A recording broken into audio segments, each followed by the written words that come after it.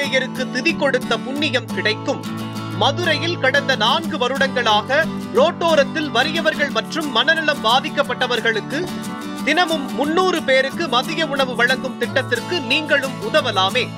மேலும் தொடர்புக்கு மதுரையின் அட்சய பாத்திரம் டிரஸ்ட் சேர்மன் நெல்லை பாலு 9442630815. காஞ்சி பெரியவர் மகிமையை சொல்லும் சம்பவங்களோடு மதுரை அனுஷத்தன் அனுகிரகம் நிறுவனர் நெல்லை பாலு அவர்கள் தொகுத்து வழங்கும் ஸ்ரீ மகா பெரியவா மகிமை சிறப்பு தொகுப்பு. ஹரஹர சங்கர ஜெய ஜெய சங்கர காஞ்சி சங்கர காமகோடி சங்கர. எல்லாம் வல்ல நம் ஜெகத்குருவின் திருவருளால் இந்த நாள் இனிய நாளாக அமைய அன்பு பிரார்த்தனைகள். நாம் ஒவ்வொரு நாளும் நியூஸ் 7 தொலைக்காட்சியில் காஞ்சி ஸ்ரீ மகா பெரியவரை பற்றி, நடமாடும் தெய்வமாய் விளங்கி நானிலத்தில் உள்ளவர்களையெல்லாம் நல்வழிப்படுத்திய அந்த மகானை பற்றி ஏதேனும் ஒரு செய்தியை தொடர்ச்சியாக நாம் அனுபவித்து வருகிறோம். அந்த அடிப்படையில் இன்றைக்கு நாம் எப்பொழுதுமே காஞ்சி ஸ்ரீ மகா பெரியவர் வாழ்ந்த காலத்தில் அவரை தரிசனம் செய்வதற்காக செல்கிற பொழுதெல்லாம் நம் மனதிலே ஏற்படுபவைகளை அப்படியே அவர் உள்வாங்கி கொண்டு அதை தொட்டு தரிசனம் முடிந்த பிற்பாடு ஏதாவது ஒரு செய்தியை மகா பெரியவா சொல்வது வழக்கம். அவருக்கு எதுவுமே தெரியாது நினைத்து கொண்டு நாம் நம்முடைய மனக்குறையை மட்டும் அவரிடத்தில் போய் சொல்கிறோம், அதை நிவர்த்தி செய்வார் என்கிற எண்ணத்தில் மட்டும் நாம் பெரியவா இடத்திலே செல்வது உண்டு. பெரியவா ஒரு முறை சொல்கிறார், நம்முடைய மூதாதையர்கள் நமக்காக சொத்து சுகம் பணம் இவைகளையெல்லாம் சேர்த்து வைத்து அதை பிற்காலத்தில் வழி வழி வருகிற சந்ததியினர்களுக்கு பயன்படுகிற விதத்தில் ஏதாவது ஒரு பெரிய தொகையை அந்த ஒரு ட்ரஸ்டாக செய்து அதை வழி வழி வருபவர்களுக்கு அதை வழங்க வேண்டும் என்பதாக கொடுக்கிறார்கள். ஆனால் நாம் என்ன செய்கிறோம் என்று சொன்னால், அதை முறையாக பயன்படுத்தாமல் அந்த என்ன காரணத்திற்காக எந்த தர்மத்திற்காக அந்த தர்ம சிந்தனையோடு அதை அந்த பெரியவர் மூத்தவர்கள் ஸ்தாபித்தார்களோ அதை மறந்துவிட்டு சில நேரங்களில் நம்முடைய சொந்த உபயோகத்திற்காக சில பேர்கள் எடுத்துக்கொண்டு விடுகிறார்கள் என்று பெரியவா ஒரு இடத்தில் சொல்லியிருக்கிறார். இப்படி அவர் சொல்லிக்கொண்டே இருக்கிறார், நாம் நம்முடைய தர்மத்தை விட்டுவிட்டோம், மூதாதையர்கள் கொடுத்த தர்ம சிந்தனைகளையெல்லாம் நாம் மறந்துவிட்டோம், மூதாதையர்கள் சேர்த்து வைத்து தர்மம் செய்ய வேண்டும் என்று சேர்த்து வைத்த பணத்தை எல்லாம் சிலவற்றிற்கு நாம் பயன்படுத்தி கொண்டிருக்கிறோம் என்பதாக அங்கே வந்திருக்கிற இடத்தில் பக்தரிடத்தில் பெரியவா பேச ஆரம்பித்து விட்டார்.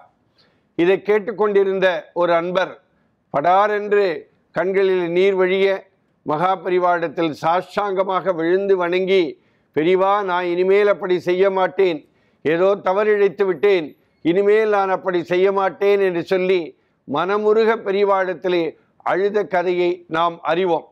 பெரியவா அவரிடத்திலே, பரவாயில்லை, எதற்காக சொல்லுகிறேன் என்றால், இப்படி ஒரு ட்ரஸ்டாக பாவித்து அதை பிற்காலத்திலே அது முறையாக அது போய் சேர வேண்டும் என்கிற விதமாக நான் இதை சொன்னேன் என்பதை தெரிவித்துவிட்டு, இனிமேல் நீ அப்படி செய்யாதே, அந்த வந்த அன்பருக்கு பாடம் புகட்டுகிற விதமாகத்தான் பெரியவா இதை சொல்லியிருப்பாரோ என்று நினைக்க தோன்றுகிறது.